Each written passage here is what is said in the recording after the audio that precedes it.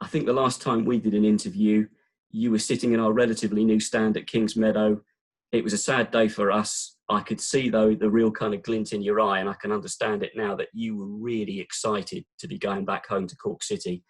And then you go back and win a cup, you win a double. It's gone rather well, isn't it, Benno?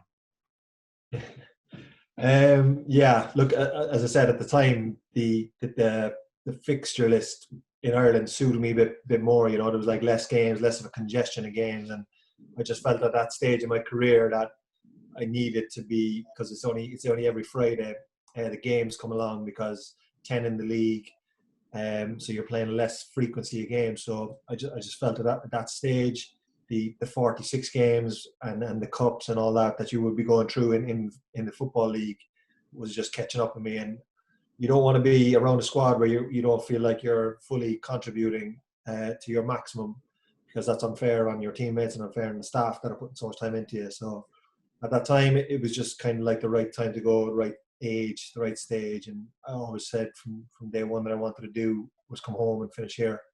And just happy that it kind of worked out kind of well. Just because I know there's a lot of Dons fans that took an interest as well when you went back to Cork. And those scenes in Ireland, and when we saw you kind of trending on Twitter and stuff like that, and what it meant to you and what it meant to that community to win the double as well, that was a special time. Yeah, there's so many similarities, you know, between the two clubs, because both are fan zoned and both are, in a way, like the emotional connection of people is much stronger, because I feel in those kind of clubs, because there's a genuine connection with what's going on, you know. So for us to be, and it was like the boom, and there's a lot of boom and bust in Ireland, because it's a league that is really fragmented in the state, that the top few clubs are quite, because they're in Europe, they get European money and they go through European rounds, and there's a lot of finance from them. And then down the bottom, there's pretty much, you know, semi-pro teams. So that's across 10 teams. So it can be quite fragmented that kind of way. But for me and for us in Cork, they had just come out of a bust, and then they put together the team, they put together the club, the fans owned it, and for them, I kind of joined in towards the pinnacle of that creation. So to be able to bring that to success was amazing, and it's the same kind of thing, but as what happened in Wimbledon, a much smaller kind of time frame, you know. But the feeling from people who felt like they've contributed, fans from everything, from the most menial jobs to the most important jobs, you just feel so much relief and joy for those people, you know. Yeah, it's a fantastic story, and we're so pleased for you as well. Looking at our side of things, since we did that last interview back at Kings Meadow, we spoke at the time about the fact of that game against Fleetwood and what it meant that day, what it could be for this club in years to come. And here we are, you know, we've got a main stand up at Plough Lane, we've got a pitch being laid, and you guys have helped, you know, keep it that we're now a League One club. You must feel immensely proud with that. Yeah, it's an amazing story. We were chatting earlier, the whole story of the whole club of Wimbledon.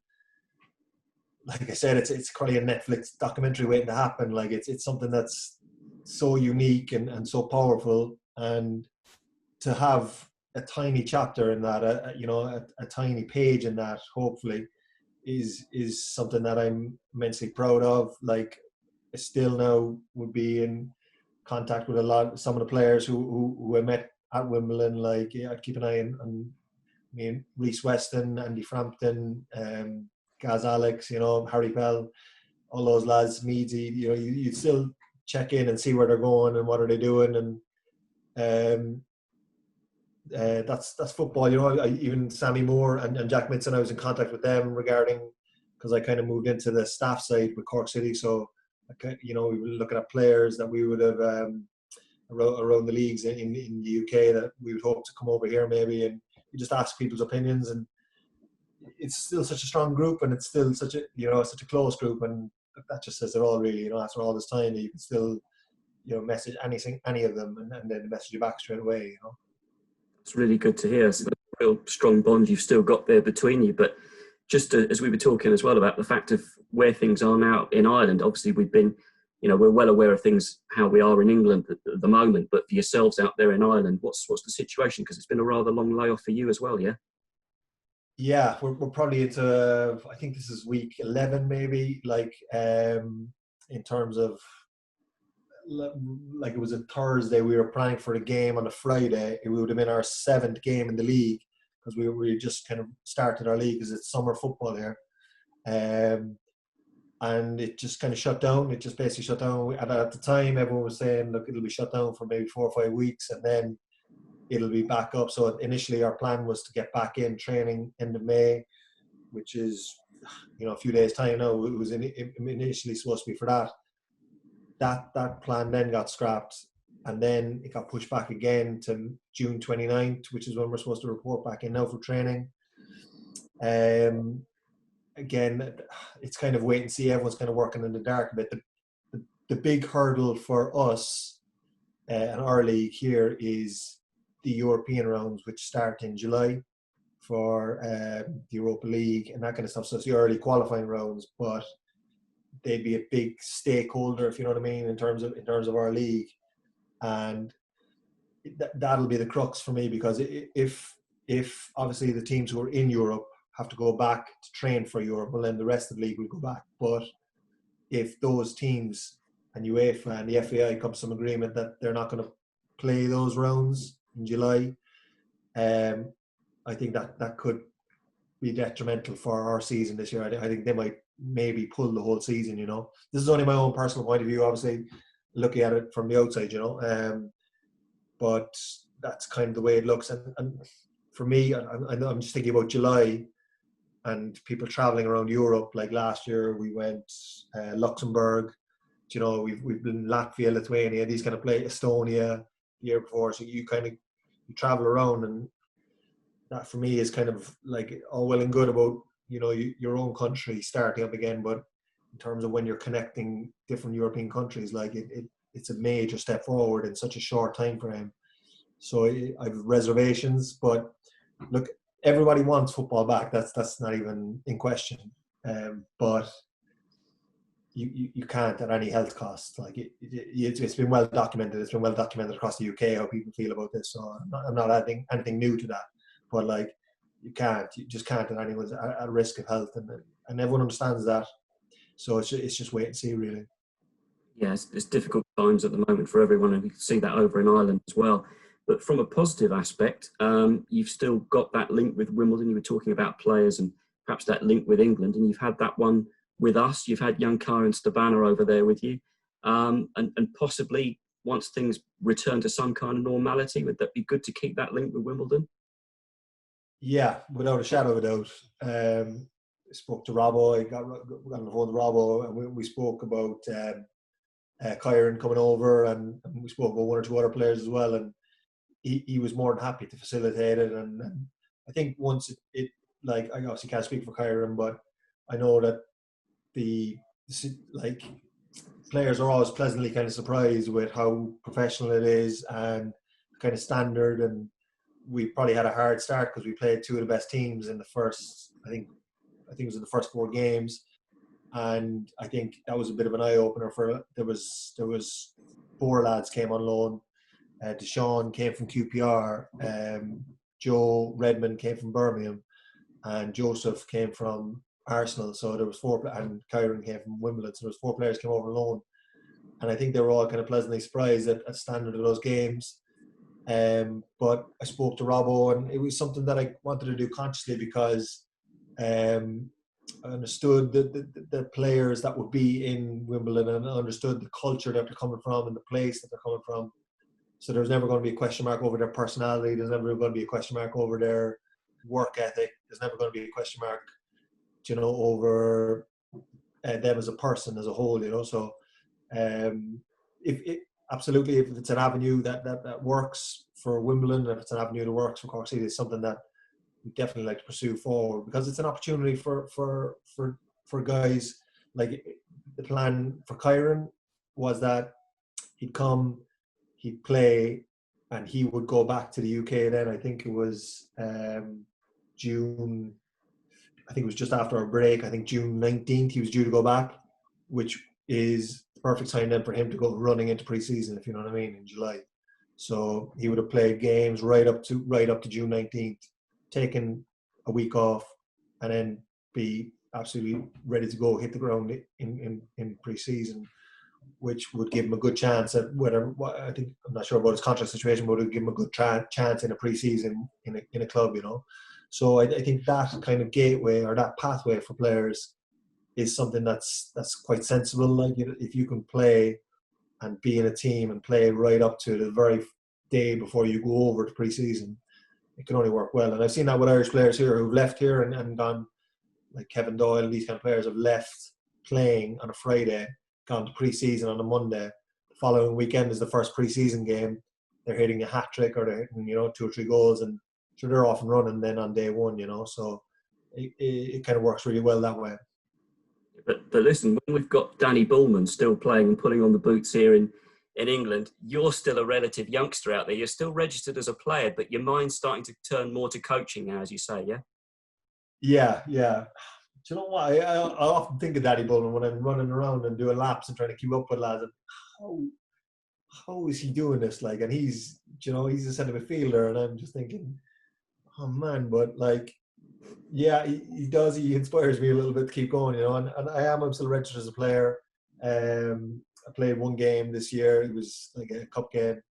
I didn't feature in any of the league games, but it was always, I always threw my hat in. But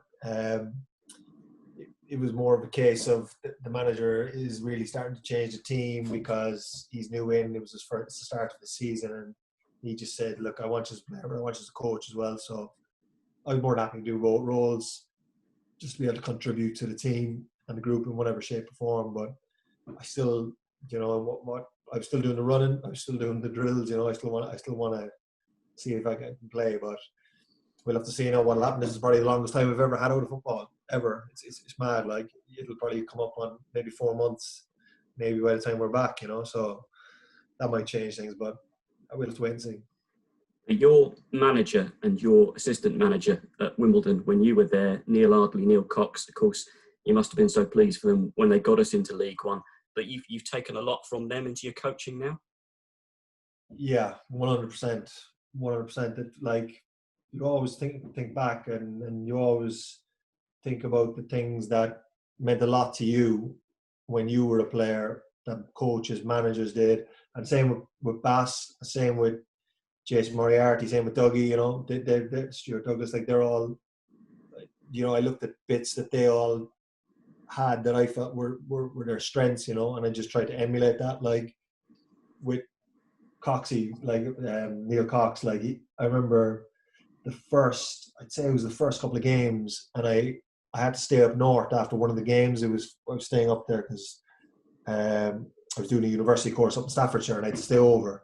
And I remember just passing it in conversation to him, "Oh, look, it's okay if I stay up after this game?" And he said, no problem. And he goes, "Where are you staying?" And I said, "I don't know yet, I haven't really sorted it. I'm just going to find somewhere near the..." "But don't worry, I'll sort that." And I was like thinking, what do you mean? And you get that in football a lot, where people go, "Oh, don't worry, I'll take care of that." But it doesn't really follow through, or, you leave it off, or it slides by. But Coxie texts me the next day, "I've got a hotel for you sorted. It's my mate's place." He's got mates everywhere. Like, every conversation's on my mate. And he just sorted me out. And from there, and I think even that summer, the same kind of thing happened, like his mate's place in Portugal, and I was able to go there for a few days, and he sorted all that out. And I just thought, I'm going to go through a brick wall for this guy, off the back of that, like, because he didn't have to do those things, but he just. And again, in football, there's kind of always maybe someone's helping out. There's maybe a little sales angle, or someone's trying to sell you. You know what I mean? There's something to it. But with Coxie, genuine, wanted you to know that you were taken care of, wanted to know that you were grand, wanted to know that you were happy. And then, this is amazing. Like, I'll go do whatever he wants me to do now. If he tells me to go run into that wall, I'll go run into that wall as fast as I can. And the same thing then with Neil Ardley. Great coach, great communicator.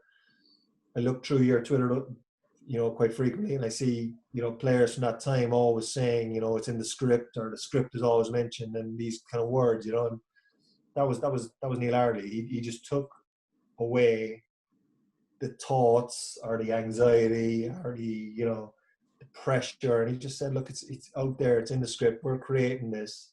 And that's magic for a player, because then you just feel this weight lifted off you. Just think, I just got to go and play football, and we're all on the same page. We all know what's going to happen. We all know it's in the script. So that, and then same with Bass and Jace and Dougie. Like I said, they're just positive guys, great around the group.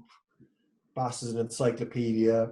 Dougie, just non-stop positivity, and Jason, again, just an ultra positive guy. Loved his work.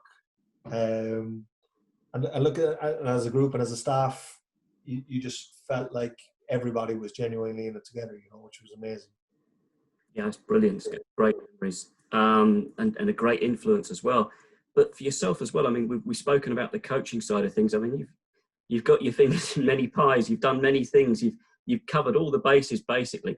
I mean, I'm seeing things that you said you're currently doing exams, and then there's another thing on social media the other day saying we have to refer to you as Mr. Bennett now, do we? Yeah, basically, yeah. I'm just, like you said, trying to cover as many bases as I can to give myself as many options as I can. But yeah, I'm teaching. I'm a student teacher at the moment. I did my HDip year, just gone, and I just felt like that it was something, if I could, combine teaching with coaching, that would just be a nice little balance, because, the industry is so crazy in terms of, security and in terms of, just like being able to plan 9 to 5, Monday to Friday. So I just wanted a little bit of that in my life, stability wise, and I wanted to still have football in my life. So I just felt like if I went down both roads, it would kind of offer me a good little balance between both. And essentially, you're either, teaching someone, not teaching someone, facilitating the learning of business studies or facilitating the learning of football. That they're both, it's people at the center of it, and it's, you're just trying to coax them along to reach the potential that they want to reach, like that's so there's a lot of overlaps between both. But I just felt that was kind of a good little balance that I could get.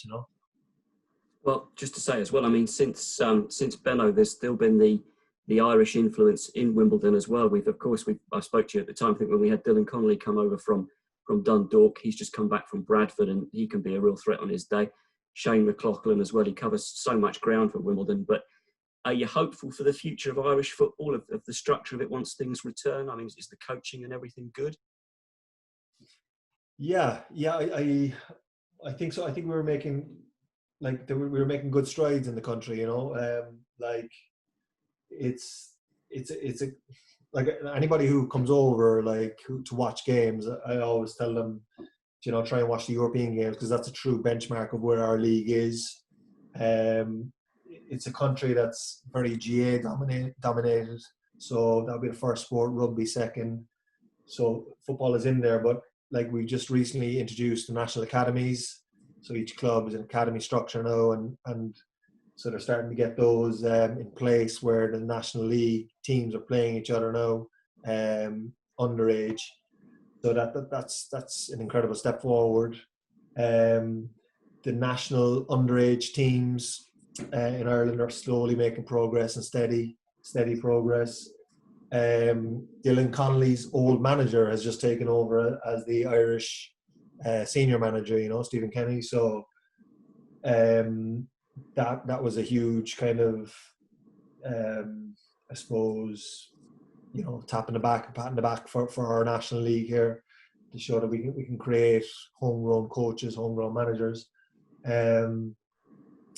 Look, I think with the FAI, which is, the association here, they've kind of had their dark days in the past, which I hope are in the past, and I think they know now that they need the National League. The National League need the FAI, and I think it's slowly just becoming, because the Premier League and the Championship and all these, the League and League One, League Two, facilitate Irish players, but slowly the number of Irish players probably in the Premier League is getting smaller and smaller. So then they've realised that they need another supply source of players, the FAI for their national team. So they started to take our national league a bit more seriously. But yeah, they all bode well for the future. I hope this is just like a minor blip, like for football around the world, so that it's not something that'll change the game drastically. I think it's just something, hopefully, that's just put a little pause on it for this few months, and then this time next year we'll be back talking about everything: relegations, promotions, Wimbledon in the championship, these kind of things in Plough Lane, which would be nice. So that's where I hope. That's where I hope it'll go. Absolutely. Yeah, I mean, that's, as you said, I mean, we're speaking about the future for Irish football, but you've just touched upon Wimbledon there as well. I mean, as I said, Plough Lane taking shape, a League One side as well. I mean, watching it from afar, you must be very excited about your old club. Yeah, big time. I'm very proud, big time, big time. I'm really looking forward to going to a game. I want to get to a game. I'm really looking forward to seeing it. I'm really looking forward to being down there, because when we were introduced to Plough Lane, it was probably in Eric's office at Kingsmeadow. It was like an imaginary 3D picture, like that's all it was at the time. So we were kind of looking at it as if it was like a distant dream, So now that they're there, and it's I'm really excited. I'm really looking forward to going watching football there, because like you said, it's just come full circle, and I know how much it meant to the fans there, because every week it was mentioned, and every week it came up, and it was home, and honestly, like I said, to just have a small page in chapter in a book that is the club, it's something that's I'm very proud of. Is it something else you're really pleased about as well, I suppose? I mean, you spoke about Mark Robinson there as well, and also Cork do it with local lads and having local lads play for your team. Is that something that's really good as well, do you think? The fact that Wimbledon are bringing all these young players through from their academy, local lads as well, does that sort of give you that much more identity with your team as well? Yeah, 100%. And I know Robbo, and I know the way he works, and I know that the qualities he looks for in people, and like I said earlier, that's why there was never a question mark over their attitude, or never a question mark over any of the other stuff. Like the identity, like I said, is so strong within Wimbledon, and that's 100% one of their strengths. Like, because there's such, like I spoke to you earlier, just thinking back of when I was like, it was kind of Simon Bassey was ringing me non-stop basically when I was about to leave Cheltenham, and thinking about coming to Wimbledon at the time, who were pretty much rock bottom of the league, and everyone, like anybody who was saying to me, "What are you going there for? What are you doing that for?" And it was such a groundswell of positivity from people on social media, like I said. But at the time, social media, Twitter and all that was, like, I'm not big on social media at all, but I have Twitter, and the groundswell of positivity from people. And this was 2 or 3 days to go still, and I was getting messages, and people were saying, "Oh, this will be great, and with you coming in now, it'll be fantastic, and we've got a chance now," and all this kind of stuff. And it made me feel 10 foot tall, and it really did help sway my decision towards the end, because I just felt like I had to be part of whatever was happening there, and I had to go and see it for myself. And it was definitely part of the decision then, and that, like I said, is such the strength of the identity of the club is one of the major strengths of it. You spoke about, you mentioned it there as well. There's a few others I've spoken to as well who've said that they see Wimbledon as a championship club one day. Also, just to say as well, another club that you're very proud of that you played for in England here that have gone on and done so well. There's a really interesting model. Brentford also moving to another stadium. I mean, you captained them to a League Two title. You must be really pleased for how they're going on. Yeah, and a lot of similarities, Rob. A lot of similarities between the two clubs. And both, have different models, obviously different approaches, but both essentially have fans who kind of run the club. Like, I know Matthew Benham is a massive Brentford fan, really at heart. So, and then he has put together this plan and this structure, and they're in touching distance of the next level. So that, I think, is the road that I can see that everyone, that I hope Wimbledon will go down as well, in terms of that kind of slowly building. To get out of League One, it took Brentford, 2-3 seasons of being that right top end. And I think Wimbledon will start to come into those now in the next few years. And I'm really looking forward to, imagine final day of the season in Plough Lane, promotion on the table out of League One. You're in with some big clubs there, top end of League One, like if you're getting out, So, like, if you're in there and you're competing in there, once you can compete in those top 4 or 5 clubs in League One, you can compete in the Championship. Like, it's that it's the same kind of level. So, it's coming. I know it's coming. It's inevitable. It's in the script, like we spoke about. So, honestly, I'm looking forward to good some sunny day there where we're all down. We'll have a few pints afterwards, celebrate, and it'll be great. Sounds good. I think we've also just got to finish off on as well. I mean, the last time we spoke, of course, we reflected very much upon the Fleetwood game. But I was just going through a few of your own memories with Wimbledon. And, scoring that early goal in the friendly against Chelsea was a good one. The away game at Rochdale, and the weather and everything, and Framo scoring, that was a crazy one. Memories have you got of your own still? That was it. Yeah. Gillingham away, the game, was that the second last game? Yeah. Fleetwood. Yeah. Meadsy scored. Yeah. Was that 2-2? Yeah, they won the championship, and we needed that. We were 2 down, weren't we, at half time, and we needed that to start. Yeah. Cup game at York with Shazy's save, and you helped him out, the triple save. Yeah. The scuffle in the goal mode. Yeah. And it was brilliant. Do you know what? It's funny enough, the kind of memory that really sticks out was, and this is probably not a bad memory, but we took a bit of a beating at Accrington, and I remember that it was a night game. It was like a Tuesday. Oh yeah. It was a solid support there, and I thought, oh my God, if ever there was a right for a fan or somebody who paid good money to travel to go watch a performance which was way below par. Yeah. If ever there was a right for somebody to voice their opinion, strongly or emotionally, and it was a few lads there all just calling me over saying, "Come, give us a hug. There's no problem. There's no matter. There's no matter. Like, there's no problem." And I remember Gaz Alex, who is a hardened pro, like saying, "That's unbelievable." I've never seen that. And I was thinking, he's right, like, and it was just, it just summed it all up, really. Brilliant. It's been fantastic catching up with you, Benno. We're going to have to do it again. I've got a feeling that we'll probably be speaking again very soon, and hopefully in the surroundings of Wimbledon and Plough Lane. That man, Rob. I'm really looking forward to it. It'll be a great day, boy.